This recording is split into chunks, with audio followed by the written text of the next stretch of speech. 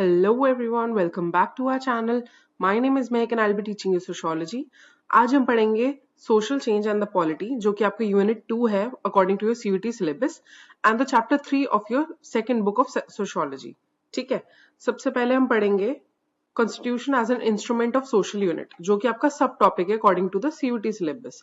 तो constitutional norms are the guiding principles of the Indian constitution that aim to establish justice, equality and fairness in society. अब constitutional norms क्या होते हैं हमारे, और इस टॉपिक में जो है कॉन्स्टिट्यूशन कैसे सर्व कर रहा है as an instrument for social change. तो जो कॉन्स्टिट्यूशनल नॉर्म्स होते हैं, ठीक है, जो अनस्पोकन रूल्स होते हैं कॉन्स्टिट्यूशन के, वो गाइडेड प्रिंसिपल्स की तरह एक्ट करते हैं ऑफ द इंडियन कॉन्स्टिट्यूशन जो एम करते हैं एस्टैब्लिशिंग जस्टिस, इक्वालिटी और फेयरनेस इन सोसाइटी. सोसाइटी में जस्टिस, इक्वालिटी और फेयरनेस को लाने के लिए कुछ रूल्स बनाए गए हैं जो कि गाइडिंग प्रिंसिपल्स की तरह एक्ट करते हैं, जो कि एम करते हैं जस्टिस और इक्वालिटी लाने में सोसाइटी में, है ना. It is important to understand the distinction between law and justice. अब लॉ एंड जस्टिस के बीच में डिफरेंस या डिस्टिंक्शन जानना जरूरी है. Law is based on the authority and power of the state and ensures compliance through coercion. ठीक है, लॉ क्या है, बेस्ड ऑन अथॉरिटी, अथॉरिटी के बेसिस पे है, पावर ऑफ द स्टेट के बेसिस पे है, और इंश्योर करता है कंप्लायंस हो रही है थ्रू कोऑर्सियन. अब उसके कॉन्ट्रास्ट में जस्टिस होता है. Justice confirms fairness and moral righteousness. Justice जो है वो कंसर्न कर रहा है किस पे, फेयरनेस हो रही है या नहीं, और मॉरल राइटियसनेस फॉलो हो रही है या नहीं. ठीक है, तो लॉ क्या है, अथॉरिटी एंड पावर के बेसिस पे होता है, ठीक है, उसके बेस पे रहता है और कंप्लायंस को इंश्योर करता है. वेयरएज जस्टिस जो है वो फेयरनेस और मॉरल राइटियसनेस पे फोकस करता है. ठीक है, ये मेजर डिफरेंस है जस्टिस और लॉ के बीच में. The constitution is the supreme law of the land and forms the foundation for all other laws and institution. जो कॉन्स्टिट्यूशन है हमारा वो सुप्रीम लॉ ऑफ लैंड है, ठीक है, वो सुप्रीम अथॉरिटी है लॉ की, और फॉर्म करती है क्या, foundation for all other laws and institutions. ठीक है, जितने भी लॉज और इंस्टीट्यूशंस हैं उनके फाउंडेशन को फॉर्म करता है कॉन्स्टिट्यूशन हमारा. ठीक है, it establishes a hierarchy of authorities including courts, legislature and executive bodies that function according to its provisions. ठीक है, ये तो बहुत ही बेसिक सा आपको कॉन्स्टिट्यूशन के बारे में दे रखा है कि एक हायरार्की ऑफ अथॉरिटीज होती है जिसके अंदर हमारे कोर्ट्स आ जाते हैं, लेजिस्लेचर और एग्जीक्यूटिव बॉडीज आ जाती है जो फंक्शन करती है अपने प्रोविजन के अकॉर्डिंग. ठीक है, अब जो सुप्रीम कोर्ट होता है as the highest authority plays a crucial role in interpreting laws and ensuring that they align with constitutional values. अब जो सुप्रीम कोर्ट होता है वो हाईएस्ट अथॉरिटी होती है, ठीक है, और उसका रोल क्या होता है, ये इंटरप्रेट करना कि लॉ जो है वो फॉलो करे जा रहे हैं नहीं, और वो अलाइन कर रहे हैं कॉन्स्टिट्यूशनल वैल्यूज से. ठीक है, ये होता है सुप्रीम कोर्ट का मेजर रोल. ठीक है, through these mechanisms constitutional norms work to reduce inequalities and promote social justice in Indian society. ठीक है, अब इन मैकेनिज्म्स के थ्रू क्या होता है, कॉन्स्टिट्यूशनल नॉर्म जो है वो वर्क करते हैं जिससे इनइक्वालिटीज रिड्यूस हो और सोशल जस्टिस जो है प्रमोट हो इंडियन सोसाइटी में. तो हमने कितनी सारी चीजें पढ़ी कॉन्स्टिट्यूशन के अंदर. पहला तो कॉन्स्टिट्यूशनल नॉर्म्स होते हैं, ठीक है, जो इंश्योर करते हैं जस्टिस, इक्वालिटी और फेयरनेस हो रही सोसाइटी में. ठीक है, दूसरा लॉ और जस्टिस का डिस्टिंक्शन की क्या होता है, लॉ किस पे, अथॉरिटी के बेसिस पे, और जस्टिस है फेयरनेस के बेसिस पे. ठीक है, कॉन्स्टिट्यूशन एक सुप्रीम लॉ ऑफ लैंड है, ठीक है, और फॉर्म करता है फाउंडेशन को किसके, लॉ और इंस्टीट्यूशंस के. ठीक है, वो एक हायरार्की ऑफ अथॉरिटीज को एस्टैब्लिश करता है जिसमें कोर्ट्स, लेजिस्लेचर, एग्जीक्यूटिव बॉडीज और ये सब होती हैं, और ये फंक्शन करती है अपने प्रोविजन के अकॉर्डिंग, अपने जो भी इनके वैल्यूज हैं और जो भी इनके रोल्स हैं उनके अकॉर्डिंग. ठीक है, सुप्रीम कोर्ट क्या है, हाईएस्ट अथॉरिटी है जो अपना रोल प्ले करता है किसमें, लॉ को इंटरप्रेट करने में और मेक श्योर करने में कि वो अलाइन कर रहे हैं कॉन्स्टिट्यूशनल वैल्यूज के साथ. ठीक है, इन सब मैकेनिज्म से क्या होता है, आपकी जो इंडियन सोसाइटी है उसमें सोशल जस्टिस प्रमोट होता है और इनइक्वालिटीज को रिड्यूस करा जाता है. ठीक है, ये पूरा मेजर रोल है आपके कॉन्स्टिट्यूशन का. ये कैसा वर्क कर रहा है, आपके सोशल चेंज में वर्क कर रहा है ये. ठीक है, next is interpretation to aid social justice. ठीक है, judicial interpretation is a key mechanism through which the constitution promotes social justice. तो judicial interpretation जो है एक key mechanism होता है through which constitution जो है वो social justice को promote करता है. ठीक है, judiciary के through. The Supreme Court, being the ultimate interpreter of the Constitution, has expanded the meaning and scope of fundamental rights over time. अब जो Supreme Court है वो एक ultimate interpreter है of Constitution. क्यों? क्योंकि वो क्या करता है, वो मेक श्योर करता है कि जो लॉज हैं वो इंटरप्रेट हो रहे हैं और वो अलाइन कर रहे हैं कॉन्स्टिट्यूशनल वैल्यूज के साथ। तो वो क्या करता है, एक्सपैंड करता है मीनिंग और स्कोप ऑफ फंडामेंटल राइट्स को, जो ओवर टाइम चेंज होती रहती हैं, ठीक है, एक्सपैंड होती रहती हैं। तो ये वर्क होता है सुप्रीम कोर्ट का। Through progressive interpretations the judiciary has ensured that rights are not limited to their literal meanings but are adapted to changing social realities. तो उनका एक बेसिक सा जो है एक वो होता है, मतलब वो मेक श्योर करती है जुडिशरी कि राइट्स जो है वो सिर्फ लिटरल मीनिंग्स, जो उनकी मीनिंग्स है सिर्फ वहीं तक लिमिटेड ना हो, बल्कि वो जो है सोशल रियलिटीज को भी चेंज करे, सोशल जस्टिस लेकर आए, ठीक है, सोशल चेंजेस लेकर आए, उसको भी मेक श्योर करे। जुडिशरी का रोल ये रहता है, ठीक है। अब for example rights have been broaden to include aspects like livelihood, dignity and environmental protection under the right to life. तो राइट टू लाइफ में सिर्फ लाइफ का राइट नहीं है, बल्कि यहाँ पे लाइवलीहुड, डिग्निटी और एनवायरमेंटल प्रोटेक्शन तीनों चीजों का इन्वॉल्वमेंट हो रहा है, ठीक है। एक ब्रॉडन कॉन्सेप्ट है राइट टू लाइफ, ठीक है। This approach reflects the dynamic nature of the constitution and its ability to respond to societal needs. अब ये अप्रोच क्या मेक श्योर कर रही है कि जो डायनेमिक नेचर है कॉन्स्टिट्यूशन का और उसकी एबिलिटी क्या है, किसको रिस्पॉन्ड करने की, सोसाइटल नीड्स को, जो भी नीड्स है सोसाइटी की उनको रिस्पॉन्ड करने के लिए, ठीक है। अब कोई लॉ है, जरूरी नहीं कि वो एक लॉ आ चुका है तो वो कभी चेंज या फिर कोई एक्सपैंड नहीं हो सकता, जरूर हो सकता है according to the societal needs.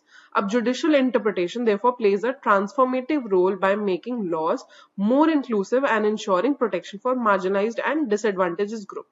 तो जुडिशियल इंटरप्रिटेशन जो है वो क्या करता है, वो एक ट्रांसफॉर्मेटिव रोल प्ले करता है ऐसे लॉज बनाने में जो इंक्लूसिव होते हैं और वो इंश्योर करते हैं प्रोटेक्शन किसकी, मार्जिनलाइज्ड एंड डिसएडवांटेज ग्रुप की प्रोटेक्शन के लिए इंश्योर करा जाता है जुडिशियल इंटरप्रिटेशन, ठीक है। अब panchayati raj and grass root democracy. Panchayati raj literally means governance of 5 individuals, ठीक है, 5 इंडिविजुअल्स का गवर्नेंस को पंचायती राज कहा जाता है। represents the idea of grassroots democracy. Grassroots democracy के आइडिया को ये रिप्रेजेंट करता है। It aims to ensure active participation of people at the village level in decision making process. तो ये इंश्योर करता है कि जो विलेज के लोग हैं, विलेज का जो लेवल है उसमें एक्टिव पार्टिसिपेशन हो रहा है लोगों का इन डिसीजन मेकिंग। कोई भी डिसीजन लेना है वो विलेज लेवल पे अगर कोई डिसीजन लिया जा रहा है तो वो लोगों का एक्टिव पार्टिसिपेशन के थ्रू हो, ये मेक श्योर करता है पंचायती राज, ठीक है। While the concept of local self-governance has existed in India historically, traditional caste panchayats often represented dominant groups and followed conservative practices that were sometimes against democratic principles. ठीक है, तो जो local self-governance का जो concept चलता आ रहा है वो बहुत पहले से चलता आ रहा है इंडिया में, है ना। But traditional caste पंचायत जो है उनको represent करा जाता है, मतलब caste पंचायत ने usually dominant groups को ही represent करा है और conservative practice को follow करा है, जिनकी वजह से जो है वो डेमोक्रेटिक प्रिंसिपल्स के कई बार अगेंस्ट जा चुके हैं। During the framing of the constitution Panchayati Raj was not initially included, partly due to concerns raised by Dr. B.R. Ambedkar that local elites and upper caste might dominate and exploit weaker sections. तो अब जो ये exploitation हो रहा था, जो dominant groups को ही represent करा जा रहा था, सिर्फ वो जो practices हो रही थी उनके against किसने concern raise करा था, Dr. B.R. Ambedkar ने करा था, ठीक है। उन्होंने ये कहा था कि local elites और upper caste people जो है वो dominate कर देंगे और exploit करेंगे weaker classes को, ठीक है, weaker caste को करेंगे। तो इसी वजह से जो फ्रेमिंग हो रही थी कॉन्स्टिट्यूशन में उसमें पंचायती राज को इनिशियली नहीं इंक्लूड करा गया था, इस रीजन की वजह से।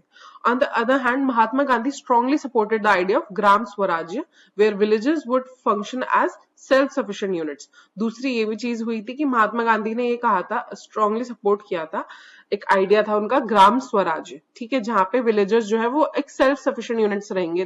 दैट मीन्स उन्हें किसी और यूनिट की या किसी और अथॉरिटी की जरूरत नहीं है, वो खुद ही अपने जो डिसीजंस हैं वो ले सकते हैं और खुद ही अपने आप वर्क कर सकते हैं, ठीक है। ये तो था panchayati raj and grass root democracy.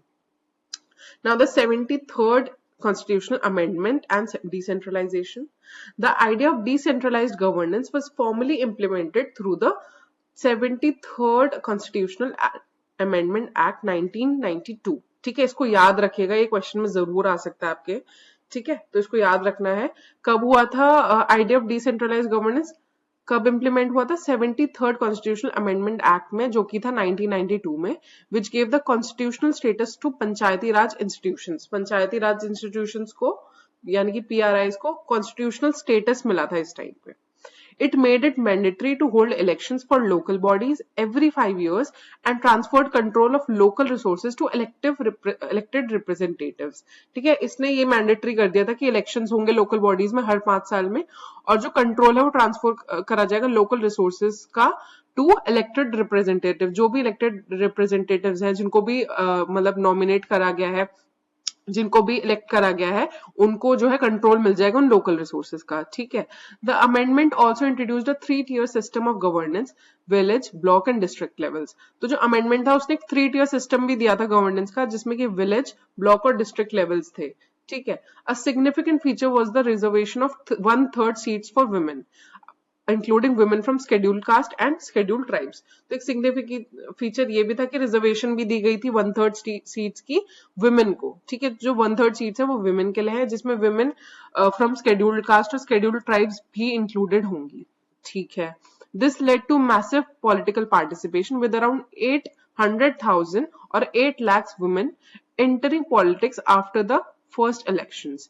ठीक है, this marked a major step in empowering women and promoting inclusive democracy. तो इसमें इस सब से क्या हुआ था, इस डिसीजन से क्या हुआ था, एक मैसिव पॉलिटिकल पार्टिसिपेशन आया था, बिकॉज पहले के टाइम पे वुमेन को इतना राइट नहीं था कि वो पॉलिटिकल डिसीजंस ले सके या फिर वो वोट कर सके। तो ये जो एक्ट हुआ था इसके बाद से मेजर या मैसिव पॉलिटिकल पार्टिसिपेशन हुआ था, जिसमें 8 लाख वुमेन ने एंटर किया था पॉलिटिक्स में ऑफ फर्स्ट इलेक्शन के टाइम पे, और इसकी वजह से एक मेजर स्टेप मार्क किया गया था in empowering women and promoting inclusive democracy. ठीक है, now powers and responsibilities of panchayat. क्या क्या पावर और रिस्पॉन्सिबिलिटीज हैं पंचायत की?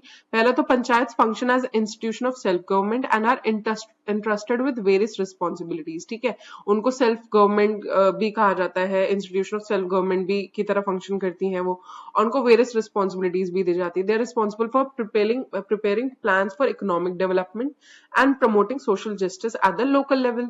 ठीक है, उनको इकोनॉमिक डेवलपमेंट के लिए जो प्लान्स बनते हैं उनके लिए रिस्पॉन्सिबल करा गया। सोशल जस्टिस जो है वो प्रमोट करने के लिए लोकल लेवल पे उसके लिए उनको रिस्पॉन्सिबल करा गया।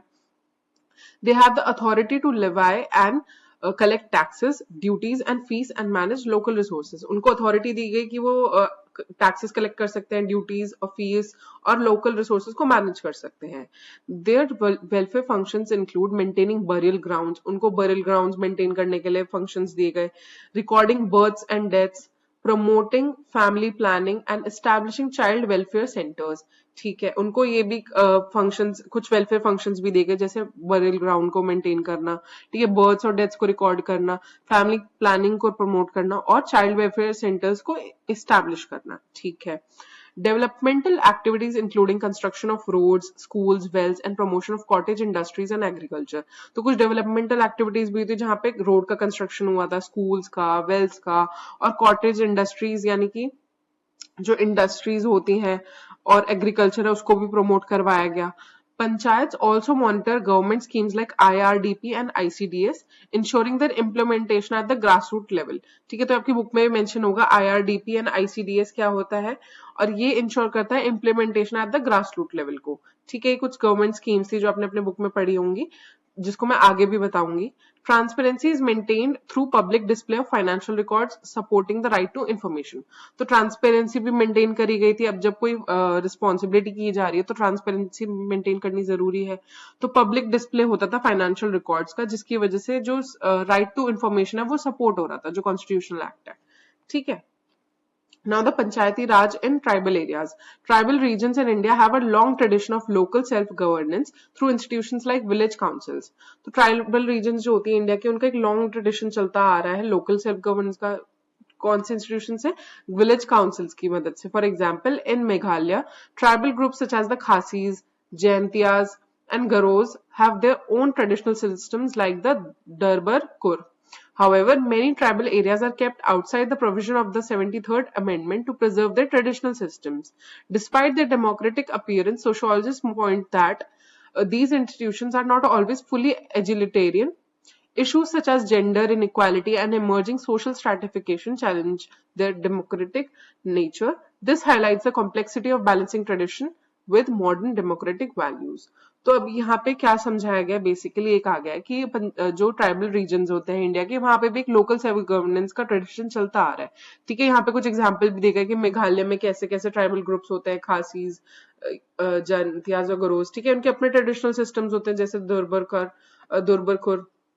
तो जो ट्राइबल एरियाज हैं उनको आउटसाइड, कुछ ट्राइबल एरियाज को जो है काफी हद तक जो ट्राइबल एरियाज थे उनके जो डिसीजंस थे, प्रोविजंस थे, उनको 73rd अमेंडमेंट में अलग रखा गया, उनको इंक्लूड नहीं करा गया. ठीक है, ताकि उनके ट्रेडिशनल सिस्टम्स जो है वो प्रिजर्व रहे, वो अपनी एक आइडेंटिटी बनाए रखे. डिस्पाइट देयर डेमोक्रेटिक अपीयरेंस, उनके डेमोक्रेटिक अपीयरेंस के बावजूद भी उनका जो सोशियोलॉजिस्ट थे उन्होंने पॉइंट आउट करा कि जो इंस्टीट्यूशंस है वो फुली एजिलिटेरियन नहीं है. ठीक है, उनको एक बॉडी की जरूरत है. Issues such as gender inequality and emerging social stratification challenge their democratic nature. Gender inequality और emerging social stratification के challenges आए थे उनके democratic nature में. इससे क्या highlight हो रहा है बेसिकली कि complexity of balancing traditions with modern democratic values. मतलब ट्रेडिशन को भी बैलेंस करा गया, जो ट्रेडिशन उनकी चलते आ रहे, जो रिचुअल्स चलते आ रहे, और मॉडर्न डेमोक्रेटिक वैल्यूज भी लाए गए, इंक्लूडेड हुए. तो ये सब रिफ्लेक्ट हो रहा है यहाँ पर. ठीक है, मतलब लोकल सेल्फ गवर्नेंस भी चल रही है. ठीक है, डेमोक्रेटिक अपीयरेंस होने के बावजूद भी ये कहा गया कि वो फुली एजिटेरियन नहीं है, और इश्यूज जो थे जैसे कि जेंडर इनइक्वालिटी के थे और सोशल स्ट्रैटिफिकेशन चैलेंज के थे, उनको भी इमर्ज करा गया था. ठीक है, डेमोक्रेटिक नेचर में. तो दोनों चीजों का बैलेंस मेंटेन करा गया इन पंचायती राज. ठीक है. Democratization and equality. Democratization in India faces challenges due to deeply rooted social inequalities based on caste, class and gender.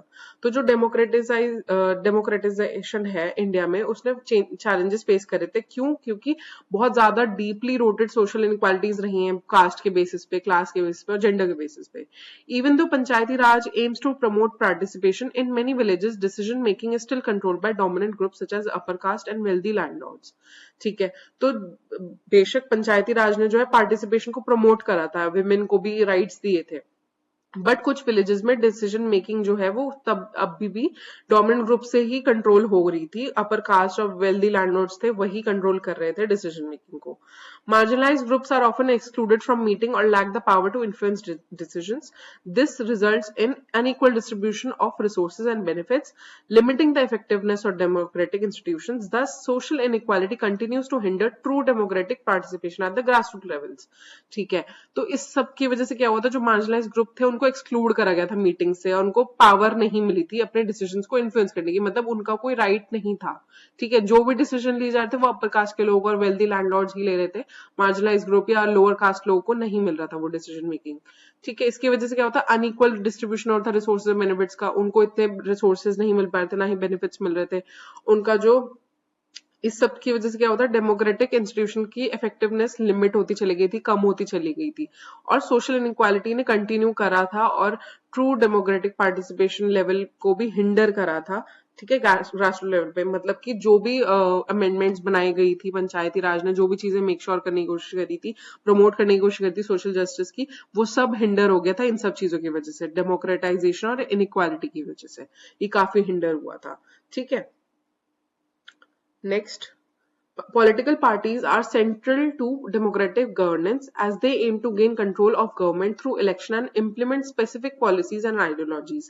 ठीक है, जो political parties होती है वो central थी democratic governance के, और उनका aim था कि gain करना control of government को किसके थ्रू, इलेक्शंस, और इम्प्लीमेंट करना स्पेसिफिक पॉलिसीज और आइडियोलॉजीज. तो पॉलिटिकल पार्टीज ने क्या किया, गवर्नमेंट पे कंट्रोल गेन करने के लिए उन्होंने इलेक्शंस और स्पेसिफिक पॉलिसीज इम्प्लीमेंट करी, आइडियोलॉजीज इम्प्लीमेंट करे थे. ठीक है, ताकि उन्हें डेमोक्रेटिक गवर्नेंस मिल सके.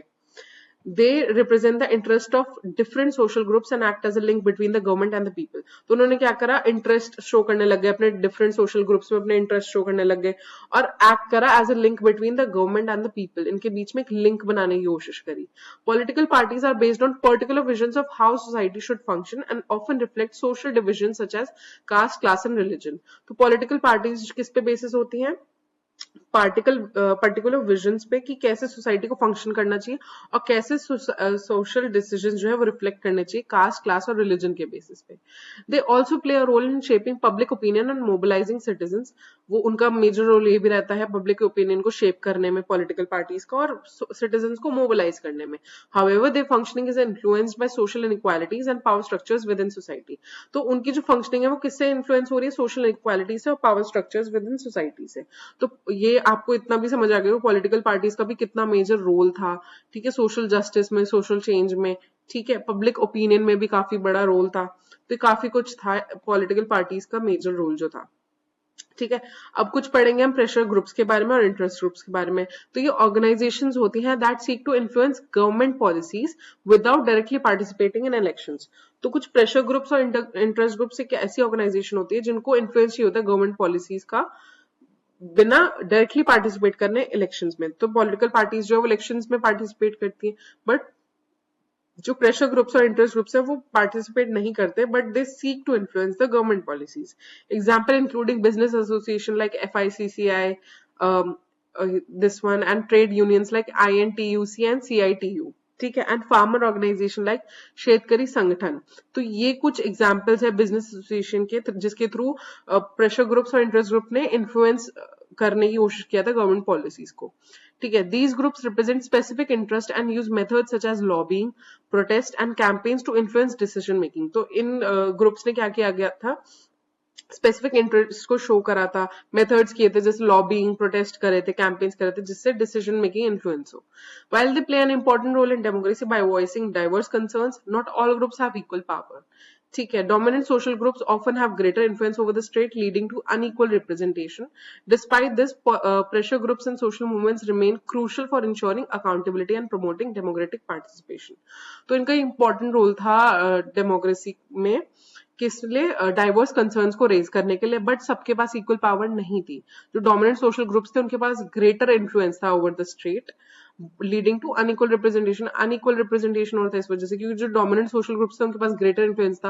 ये जो प्रेशर ग्रुप्स और इंटरेस्ट ग्रुप्स थे या मार्जिनलाइज ग्रुप्स थे इनके पास नहीं था इतना.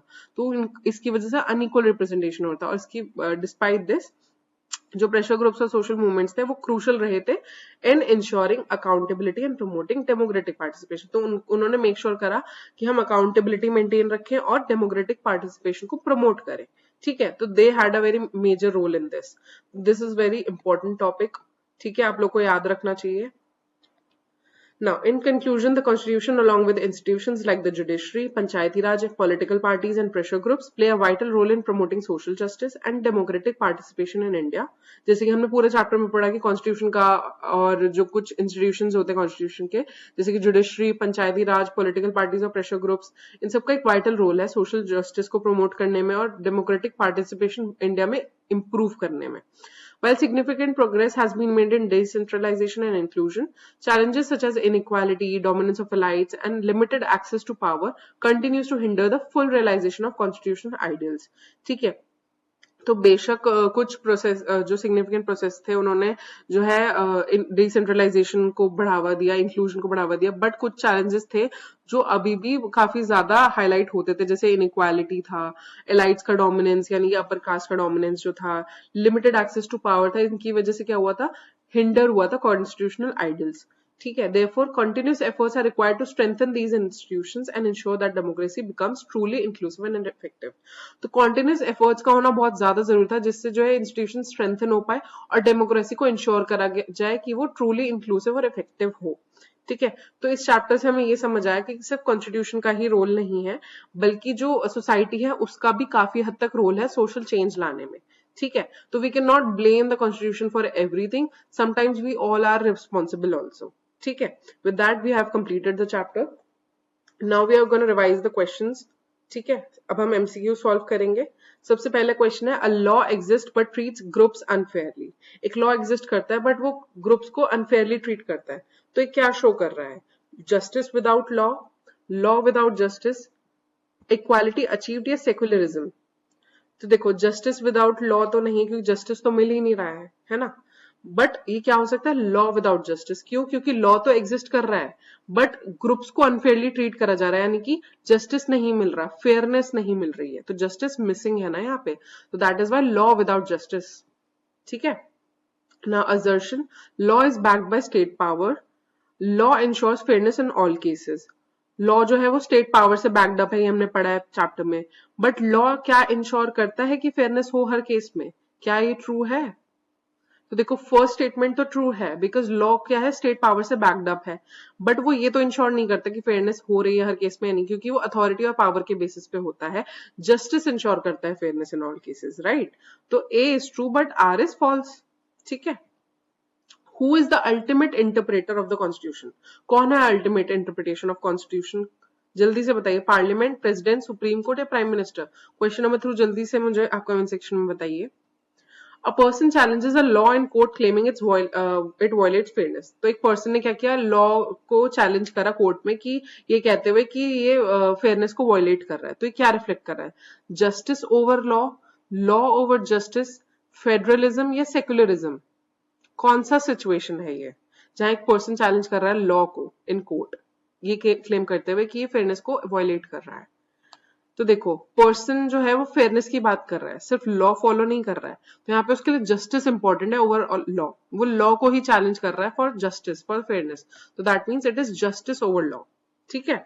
हो सकता है कुछ जो वर्ड्स है वो अलग तरीके से आए आपके क्वेश्चंस में, आपके सीवीटी में, तो उस चीजों से कंफ्यूज नहीं होना। ये जो मैं क्वेश्चंस आपको करा रही हूँ ये आपके बेनिफिट के लिए, ताकि आपके जो बेसिक्स है वो स्ट्रांग हो। ठीक है। तो मेक श्योर आप सारे क्वेश्चंस को अच्छे से रिवाइज करें, पूरा चैप्टर को अच्छे से रिवाइज करें, एंड अपना इंटरेस्ट बनाए रखें इस वीडियो में। अगर आपको लग रहा है कि आपका इंटरेस्ट लूज हो रहा है तो थोड़ी देर तक पॉज ले लीजिए, 10 मिनट का, but come back again and पूरे फुल अटेंशन के साथ आप पढ़िए। ठीक है। Now next question, a court expands rights beyond literal meaning. This shows एक कोर्ट जो है वो एक्सपैंड कर रहा है राइट्स को beyond its literal meaning. तो ये क्या शो कर रहा है? Judicial activism, legislative control, executive authority या फेडरलिज्म? क्या शो कर रहा है ये कोर्ट? तो देखो कोर्ट राइट्स को एक्सपैंड कर रहा है। ठीक है। एक्सपैंड कर रहा है more than it's literal meaning. ठीक है। तो ये क्या हो रहा है? जुडिशियल एक्टिविज्म हो रहा है, बिकॉज जुडिशरी एक्टिव है, एक्टिवेट कर रही है। ठीक है। क्योंकि यहाँ लेजिस्लेटिव कंट्रोल तो नहीं है, एग्जीक्यूटिव अथॉरिटी का कोई रोल नहीं है, ना ही फेडरलिज्म है, but here is judicial activism. तो देखो ये वर्ड आपने नहीं पढ़ा था चैप्टर में, but you have to make sure कि आपको जब क्वेश्चंस आएंगे तो आप समझ पाओ कि अच्छा this is the right word, because हो सकता है यहाँ पे ऑप्शंस में तीनों में ही जुडिशियल दे रखा हो but second word is not present there. तो उस चीज का आपको ध्यान रखना बहुत जरूरी है। ये जो क्वेश्चंस हैं ये आप फिर भी इजिली कर पाओगे, but they are very important to form your foundation. Now, the Constitution is the basic norm, that is the assertion. All laws derive authority from it. Okay. तो कॉन्स्टिट्यूशन जो है वो बेसिक नॉर्म है, ये हमें पता ही है, और सब लॉ उसी से डिराइव होते हैं, ये भी हमें पता है। तो that means both are true. A village meeting excludes lower caste member. This shows village meeting ने जो है लोअर कास्ट मेंबर्स को एक्सक्लूड कर दिया, बाहर निकाल दिया कि वो तो इस चीज का पार्ट नहीं है। तो क्या शो कर रहा है? Equality, democratic participation, social inequality या सेक्युलरिज्म? जल्दी से मुझे बताइए क्वेश्चन नंबर 7 का answer. Panchayati Raj aims to, पंचायती राज क्या एम करता है? Centralise power, promotes grassroot democracy, strengthen elites या फिर रिमूव इलेक्शंस? क्या प्रमोट करता है? इसका आंसर तो बहुत ही इजी है। पंचायती राज का मेन एम क्या है? लोकल डेमोक्रेसी, है ना, ग्रास रूट लेवल पे डेमोक्रेसी को प्रमोट करना। ठीक है। The option number B. A sarpanch uses local funds for village development. This reflects एक सरपंच जो है वो लोकल फंड्स का यूज कर रहा है विलेज के डेवलपमेंट के लिए। तो क्या शो कर रहा है? लोकल लेवल पे पावर देना, है ना, लोकल लेवल पे पावर दी जा रही है, तो दैट इज डिसेंट्रलाइजेशन, जो हमने पढ़ा भी है। A woman is elected but her husband makes decision. This is a woman जो है वो इलेक्ट करी गई है बट उसका हस्बैंड ही डिसीजंस ले रहा है। तो क्या है? एम्पावरमेंट हो रही है यहाँ पे, प्रॉक्सी रिप्रेजेंटेशन हो रही है, इक्वालिटी है या जस्टिस है? तो देखो दैट इज वेरी क्लियर कि एम्पावरमेंट तो है बट पूरी तरीके से तो नहीं है यहाँ पे, है ना, ना ही इक्वालिटी या जस्टिस का पूरी तरीके से पार्ट है, पार्शियल हम कह सकते हैं बट पूरी तरीके से नहीं है। बट यहाँ पे क्या हो रहा है? प्रॉक्सी रिप्रेजेंटेशन हो रही है, बिकॉज वुमेन तो इलेक्ट हो गई है बट डिसीजन तो हस्बैंड के ही है ना, तो प्रॉक्सीली वो रिप्रेजेंट हो रहा है ना। पंचायती राज was added later. It was introduce through the 73rd amendment. तो देखो हमने पढ़ा है कि पंचायती राज बाद में आया था, वो पहले नहीं इंक्लूड हुआ था, और 73rd अमेंडमेंट में ये आया था, है ना। तो both are true. Which feature ensures representation of women, कौन सा फीचर इंश्योर करता है रिप्रेजेंटेशन ऑफ वुमेन का? रिजर्वेशन, फेडरलिज्म, सेक्युलरिज्म या लिबर्टी? तो देखो वुमेन का रिप्रेजेंटेशन मिलता है थ्रू रिजर्वेशन। रिजर्वेशन मिली थी ना वुमेन को 1/3 सीट्स की। Panchayat builds roads and schools, this reflects. अगर एक पंचायत जो है वो रोड को और स्कूल्स को बिल्ड कर रहा है तो वो क्या रिफ्लेक्ट कर रहा है? Welfare function, political function, judicial role या रिलीजियस रोल? देखो रोड्स और स्कूल्स को डेवलप करा जा रहा है तो वेलफेयर वर्क हो रहा है ना, ये हमने पढ़ा भी है, वेलफेयर फंक्शन हो रहा है, right. A gram sabha is controlled by wealthy landlords, this shows. Gram sabha जो है कंट्रोल करी जा रही है वेल्दी लैंडलॉर्ड्स के थ्रू। तो ये क्या शो कर रहा है? Equality, elite dominance, democracy success या सेक्युलरिज्म? तो देखो वेल्दी लैंडलॉर्ड्स मतलब एलाइट लोग है ना, अपर क्लास लोग हैं, तो उनका डोमिनेंस हो रहा है यहाँ पे। तो दैट मीन्स इक्वालिटी तो बिल्कुल नहीं है, ना ही सेक्युलरिज्म है, ना ही डेमोक्रेसी का सक्सेस हो रहा है, बिकॉज ये तो अनइक्वल डिस्ट्रीब्यूशन हो रही है ना, अनइक्वल डिसीजन मेकिंग हो रही है, तो that is elite dominance. Democratization is difficult in unequal societies. Social inequalities affect participation. Okay. तो देखो inequality जो है participation को affect करती है ना, बिकॉज अगर अनइक्वल रिप्रेजेंटेशन है, अनइक्वल डिस्ट्रीब्यूशन है, अनइक्वल पार्टिसिपेशन है, तो सबसे जो है जो भी आपकी डेमोक्रेसी है वो इफेक्ट होती है ना। तो डेमोक्रेटाइजेशन जो है वो अनइक्वल सोसाइटीज में करना डिफिकल्ट हो जाता है, ठीक है। तो that means both are true. Which amendment introduce panchayati raj? तो ये तो बहुत ही इजी क्वेश्चन है। क्वेश्चन नंबर 16 आप लोग मुझे कमेंट सेक्शन में बताइए। अब panchayat collects local taxes, this shows. Panchayat जो है लोकल टैक्सेस को कलेक्ट कर रहा है, तो ये क्या शो कर रहा है? Self governance, central control, federalism या सेक्युलरिज्म? तो देखो टैक्स कलेक्ट करना अपनी गवर्नेंस है ना, अपनी गवर्नेंस मेंटेन कर रहे हैं, वो प्रमोट कर रहे हैं, एस्टैब्लिश कर रहे हैं अपनी गवर्नेंस को, तो दैट इज सेल्फ गवर्नेंस, ठीक है। कंफ्यूज नहीं होना between central control and everything, that is self governance. A tribal council excludes women from decisions. This reflect, एक ट्राइबल काउंसिल ने विमेन को एक्सक्लूड कर दिया डिसीजंस लेने में, तो ये क्या रिफ्लेक्ट कर रहा है? इक्वालिटी, जेंडर इनइक्वालिटी, सेक्युलरिज्म या जस्टिस? तो देखो हमने चैप्टर में पढ़ा भी कि पंचायती राज जो है वो ट्राइबल एरियाज में होते हैं, तो कौन से चैलेंजेस आते हैं? जेंडर इनइक्वालिटी के, जहाँ पे विमेन को जो है वो एक्सक्लूड करा जाता है डिसीजंस में, है ना। That is gender inequality, very basic. Tribal systems are always democratic, they follow traditional practices. तो देखो ट्राइबल सिस्टम्स हमने पढ़ा था कि हमेशा डेमोक्रेटिक तो नहीं होते हैं, है ना, और वो पूरी तरीके से ट्रेडिशनल प्रैक्टिसेस को भी फॉलो नहीं करते, बिकॉज हमने पढ़ा था कि उसमें एक बैलेंस क्रिएट करा जाता है ना। That means both the statements are false. Which body monitors schemes like ICDS? कौन सी बॉडी जो है वो मॉनिटर करती है स्कीम्स लाइक आईसीटी? आईसीटीज जैसी स्कीम्स को पंचायत मॉनिटर करती है ना, parliament, panchayat, judiciary, executive, panchayat matter करती है, ठीक है। Displaying funds publicly ensures, funds को डिस्प्ले करना पब्लिकली क्या इंश्योर करती है? ट्रांसपेरेंसी, पावर, कंट्रोल या सेंट्रलाइजेशन? यह हमने डिस्कस भी करा क्वेश्चन नंबर 21, जल्दी से आप मुझे बताइए कमेंट सेक्शन में। A panchayat resolve small disputes locally, this refers to, panchayat जो है स्मॉल डिस्प्यूट्स को रिजॉल्व करिए लोकली, तो क्या इंश्योर कर रहा है? Nyaya panchayat, supreme court, parliament या पुलिस? तो देखो लोकल डिस्प्यूट्स को सॉल्व करना है न्याय पंचायत, ठीक है, ये आपको पता ही होगा, आपने पढ़ा भी होगा पहले। न्याय panchayat can not give imprisonment, they only impose fine. तो देखो जेल तो नहीं जा सकते, न्याय पंचायत जेल तो नहीं भेज सकता है, उसके पास वो एलिजिबिलिटी नहीं है, बट वो फाइन लगा सकते हैं, तो that means both the statements are true.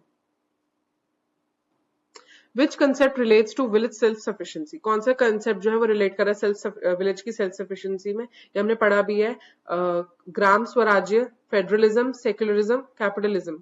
कौन सा है इनमें से कौन सा कंसेप्ट है?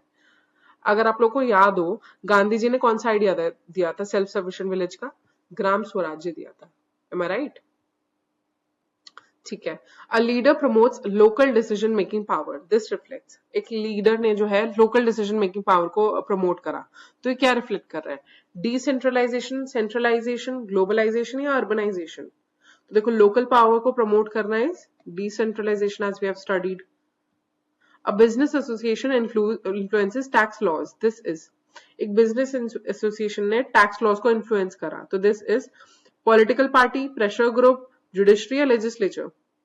तो देखो जैसे आपने पढ़ा था, पॉलिटिकल पार्टी जो है वो इलेक्शन के थ्रू करती है, और प्रेशर ग्रुप्स किसके थ्रू करती है, बिजनेस एसोसिएशन के थ्रू टैक्स लॉज को इन्फ्लुएंस करती है ना। तो that is the pressure group, ठीक है। Political party seek power, they aim to implement policies. तो देखो पॉलिटिकल पार्टीज का क्या काम होता है, पावर लेना, ठीक है, पावर को सीक करना, गवर्नमेंट पॉलिसीज को भी सीक करना। तो वो क्या इंप्लीमेंट करती हैं, इनका एम क्या होता है, पॉलिसीज को इंप्लीमेंट करना। ये भी हमने पढ़ा, दोनों ही लिंक्ड होते हैं, है ना। तो both are true. Which group represents worker, कौन सा ग्रुप जो है वो वर्कर्स को रिप्रेजेंट कर रहा है, trade union, political party, judiciary या एग्जीक्यूटिव। तो देखो एग्जीक्यूटिव जुडिशरी तो इसमें नहीं आएगा, पॉलिटिकल पार्टी या ट्रेड यूनियन में से कोई हो सकता है। तो देखो वर्कर्स को कौन रिप्रेजेंट कर रहा है, trade unions, because political party में तो वो डोमिनेंट ग्रुप्स ही होती है मेजरली, है ना। तो the workers are the trade union. Farmers protesting for MSP are, MSP के लिए जब फार्मर्स प्रोटेस्ट कर रहे हैं तो क्या हो रहा है, जुडिशरी, प्रेशर ग्रुप, एग्जीक्यूटिव या लेजिस्लेचर। देखो प्रोटेस्ट हमने किस में पढ़ा था, प्रोटेस्ट करना, कैंपेन्स लगाना, ये सारी चीजें हमने किस में पढ़ी थी, प्रेशर ग्रुप्स में पढ़ी थी, है ना। A new party forms due to ignored interest, एक न्यू पार्टी फॉर्म हुई है इग्नोर्ड इंटरेस्ट की वजह से। तो ये क्या रिफ्लेक्ट कर रही है, democracy, social movement, political mobilisation या ऑल ऑफ दीज। तो देखो न्यू पार्टी फॉर्म हुई है तो उसमें डेमोक्रेसी भी है, इग्नोर्ड इंटरेस्ट पे अगर हुई है तो डेमोक्रेसी भी है, मोबिलाइजेशन भी है, सोशल मूवमेंट भी है। तो this is all of these. Interest group lobby the government, they represent special interest. तो देखो लॉबिंग का मतलब क्या होता है, इंटरेस्ट को रिप्रेजेंट करना, ठीक है। तो interest group lobby the government, they represent specific interest. तो both the statements are true. Which organisation represents business interest, कौन सा ऑर्गेनाइजेशन जो है बिजनेस इंटरेस्ट को रिप्रेजेंट कर रहा है, FICCI, CITU, INTUC या फिर ग्राम सभा। तो देखो इनमें से कौन सा है, FICCI is the business organisation, जो हमने पढ़ा भी था, ठीक है। A union organizes a strike, this shows, एक यूनियन ने एक स्ट्राइक ऑर्गेनाइज करी, तो क्या शो कर रहा है, pressure tactic, judiciary action, legislative process या फिर एग्जीक्यूटिव कंट्रोल। तो देखो स्ट्राइक हो रही है यहाँ पे, तो जुडिशरी, लेजिस्लेचर या एग्जीक्यूटिव का तो कोई रोल ही नहीं है यहाँ पे, बट किसका रोल है, प्रेशर टैक्टिक्स का रोल है यहाँ पे, है ना। जब एक यूनियन जो है वो एक स्ट्राइक को ऑर्गेनाइज करे तो that is pressure tactics. Dominant caste controls village politics, this reflects. अब एक डोमिनेंट कास्ट जो है वो विलेज पॉलिटिक्स को कंट्रोल करे तो क्या रिफ्लेक्ट हो रहा है यहाँ पे, इक्वालिटी, सोशल हायरार्की, जस्टिस या सेक्युलरिज्म। क्या हो रहा है यहाँ पे, इक्वालिटी तो नहीं हो रही है ऑब्वियसली, ना ही जस्टिस है ना ही secularism, but it is a social hierarchy, because social hierarchy के बेसिस पे जो है डोमिनेंट कास्ट वो लीड कर रही है ना, विलेज पॉलिटिक्स को। All groups have equal power, democracy ensures equality, sorry. तो सब ग्रुप्स इक्वल तो नहीं होती, हमने पढ़ा है सबके पास इक्वल पावर नहीं है, बिकॉज इनइक्वालिटी इज प्रेजेंट, है ना। और डेमोक्रेसी इक्वालिटी को इंश्योर नहीं करती है, एक्चुअली इक्वालिटी ऑलवेज इंश्योर नहीं होती है डेमोक्रेसी के थ्रू। That means both the statements are false. Which ensures village level democracy, कौन इंश्योर करता है विलेज लेवल डेमोक्रेसी को, पंचायती राज, जुडिशरी, पार्लियामेंट या मीडिया। तो this answer is very very simple, आप लोगों को कमेंट सेक्शन में मुझे बताना है। Question number 36, a policy benefits only elites, this violates, एक पॉलिसी जो है वो एलाइट्स को ही बेनिफिट कर रही है, तो ये क्या वायलेट कर रही है, social justice, federalism, secularism, liberty. तो ये वायलेट करी सोशल जस्टिस को, बिकॉज सोशल जस्टिस नहीं मिल रहा ना अगर एलाइट्स को ही बेनिफिट मिल रहा है पॉलिसीज के through. Women hesitate to speak in meetings, this reflects, women अगर hesitate कर रही है मीटिंग्स में बोलने से तो ये क्या रिफ्लेक्ट हो रहा है, एम्पावरमेंट, पेट्रियार्की, इक्वालिटी या सेकुलरिज्म। तो अगर विमेन हेजिटेट कर रही है तो ये किसका इफेक्ट है, पेट्रियार्की का इफेक्ट है, बिकॉज एम्पावरमेंट होता तो विमेन तो नहीं करती ना, विमेन को तो कोई प्रॉब्लम ही नहीं होती बोलने में, वो हेजिटेट ही नहीं करती, ना ही इक्वालिटी या सेकुलरिज्म में करती हेजिटेट। बट पेट्रियार्की में क्या होता है, मेल डोमिनेंट सोसाइटी होती है, तो विमेन वहां पे हेजिटेट करती है बोलने में। पंचायत प्रमोट डेवलपमेंट, दे प्लान इकोनॉमिक एक्टिविटीज। तो देखो बोथ ट्रू है ना, क्यों, क्योंकि पंचायत डेवलपमेंट प्लान करती है ना, और इकोनॉमिक एक्टिविटीज भी प्लान करती है।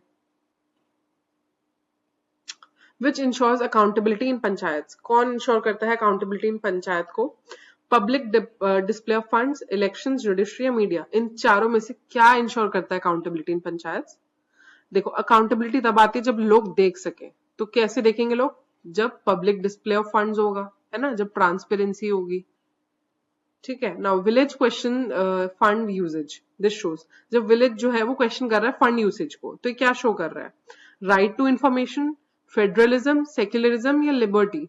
तो देखो जब विलेज जो है क्वेश्चन कर रहा है यूसेज, फंड्स की यूसेज को लोग क्वेश्चन कर रहे हैं, तो ये क्या है? राइट टू इंफॉर्मेशन है उनकी, है ना, वो उनके पास राइट टू इंफॉर्मेशन, तभी तो वो क्वेश्चन कर रहे हैं फंड यूसेज के लिए। A court promotes fairness over strict law. This reflects, एक कोर्ट जो है वो फेयरनेस को प्रमोट कर रहा है ओवर स्ट्रिक्ट लॉ, तो ये क्या रिफ्लेक्ट कर रहा है? जस्टिस, लॉ, फेडरलिज्म या सेकुलरिज्म? तो this answer is very very simple. आप लोग मुझे कमेंट सेक्शन में बताइए। Question number 42, now law and justice are same, both ensures fairness. तो ये भी आप लोग मुझे कमेंट सेक्शन में बताएंगे, बिकॉज इसका आंसर बहुत ही इजी है। Question number 43, which ensure social justice at gross root? कौन इंश्योर करता है? ये तो आप लोगों को पता ही है, पंचायती राज, जुडिशरी, पार्लियामेंट या मीडिया? जल्दी से बताइए। Question number 44, a local body promotes agriculture scheme, this reflects, एक लोकल बॉडी है वो एग्रीकल्चर स्कीम्स को प्रमोट कर रही है, तो ये क्या रिफ्लेक्ट कर रहा है? Developmental role, political role, judicial role या रिलीजियस रोल? तो देखो एग्रीकल्चरल स्कीम्स हो रही है, तो रिलीजियस या जुडिशियल या पॉलिटिकल का तो कोई रोल ही नहीं है यहाँ पे। किसका रोल है? डेवलपमेंट का रोल है ना। A group influences policies but doesn't contest elections. कौन सा ग्रुप होता है जो पॉलिसीज को इन्फ्लुएंस करता है बट इलेक्शंस में कंटेस्ट नहीं लेता है? कौन सा ग्रुप है? Political party, pressure group, judiciary, executive? तो the answer is pressure group, because pressure group नहीं इंक्लूड करता ना इलेक्शंस में अपने आप को। Political parties represent interest, they contest elections. ठीक है, तो पॉलिटिकल पार्टीज जो है वो इंटरेस्ट को रिप्रेजेंट करती है, हमने पढ़ा है ना, इलेक्शंस लड़ती हैं, बट डायरेक्ट एक्सप्लेनेशन नहीं है यहाँ पे, क्योंकि वो क्या नाम है, दे कंटेस्ट इलेक्शंस। तो यहाँ पे दोनों चीजें ट्रू तो है, both statements are true, because political parties interest भी रिप्रेजेंट करती है और इलेक्शंस में भी लड़ती है, बट इसका ट्रू एक्सप्लेनेशन नहीं दिया गया यहाँ पे। ठीक है, तो both the statements are true but explanation is not right here. तो इस चीज का आपको बहुत ध्यान रखना है अपने क्वेश्चन में। जैसे ये वाला क्वेश्चन था, ये बहुत ही अच्छा एग्जांपल है। यहाँ पे क्या दिया है कि both statements are true, R explains A, and both statements are true but R does not explain A. ठीक है, तो इस चीज का आपको अपने क्वेश्चंस में बहुत ध्यान रखना होगा, क्योंकि ऐसे कंफ्यूजिंग पैटर्न आ सकता है आपका सीयूटी में कि दोनों स्टेटमेंट्स ट्रू है बट एक में लिखा है कि आर एक्सप्लेन कर रहा है एक में लिखा है कि नहीं एक्सप्लेन कर रहा है। तो आपको इस चीज का ध्यान बहुत ज्यादा देना होगा कि क्या एजर्शन को रीजन वो कर पा रहा है एक्सप्लेन। तो ये चीज का ध्यान रखना बहुत जरूरी है। ठीक है, मूविंग फॉरवर्ड, विच इंश्योर्स डिसेंट्रलाइज्ड गवर्नेंस? कौन इंश्योर करता है? कौन सा अमेंडमेंट ने इंश्योर करा था? 73rd, 42nd, 44 या 86? बहुत ही इजी है। डिसेंट्रलाइजेशन का मेन अमेंडमेंट कौन सा था? 73rd अमेंडमेंट, है ना। अब panchayat promotes cottage industries, this reflects, panchayat ने जो है कॉटन इंडस्ट्रीज को प्रमोट करा, कॉटेज इंडस्ट्रीज को, तो क्या प्रमोट कर रहा है? Economic development, political control, judicial power या रिलीजियस फंक्शंस? तो यहाँ पे क्या हो रहा है? इकोनॉमिक डेवलपमेंट हो रहा है, बिकॉज इकोनॉमी बूस्ट होगी ना ये सब करने से, है ना, इकोनॉमिक डेवलपमेंट होगा। ठीक है, a dominant class influences state decisions, this reflects, एक डोमिनेंट कास्ट जो है वो इन्फ्लुएंस करे स्टेट के डिसीजंस को, तो क्या रिफ्लेक्ट कर रहा है? ये हम तब से पढ़ते आ रहे हैं। इक्वालिटी है, जस्टिस है, सेक्युलरिज्म है, पावर इम्बैलेंस है। देखो ये तीनों टर्म्स तो नहीं है यहाँ पे, ऑब्वियस सी बात है। इक्वालिटी, जस्टिस, सेक्युलरिज्म तो नहीं मेंटेन हो रहा है, बट डोमिनेंट कास्ट का इन्फ्लुएंस किस कब हो रहा है? जब पावर जो है अनइक्वली डिवाइड हो रही है। ठीक है, इनइक्वालिटी इन पावर, तो दैट इज पावर इम्बैलेंस। ठीक है, with that we have completed the whole chapter और the whole unit you can say. ठीक है, अभी कुछ 2-3 चैप्टर्स ही हमारे रह गए हैं कवर करने के लिए, तो आई होप आप लोग को सब समझ आ रहा है। जो भी डाउट्स है आप लोग मुझे कमेंट सेक्शन में फ्रीली पूछ सकते हैं, I am always there to help you out. ठीक है, एंड आई होप आप लोग की प्रिपरेशन भी काफी अच्छी चल रही होगी। मैं बहुत ही जल्दी आप लोग को मॉक क्वेश्चंस, पीवाईक्यूज भी कराने वाली हूँ, जिससे आपका जो फाउंडेशन है वो और ज्यादा स्ट्रांग हो पाए, आपका बेस बहुत स्ट्रांग हो पाए। ठीक है, with that I'm concluding the chapter here and the video also here. Best of luck guys, thank you.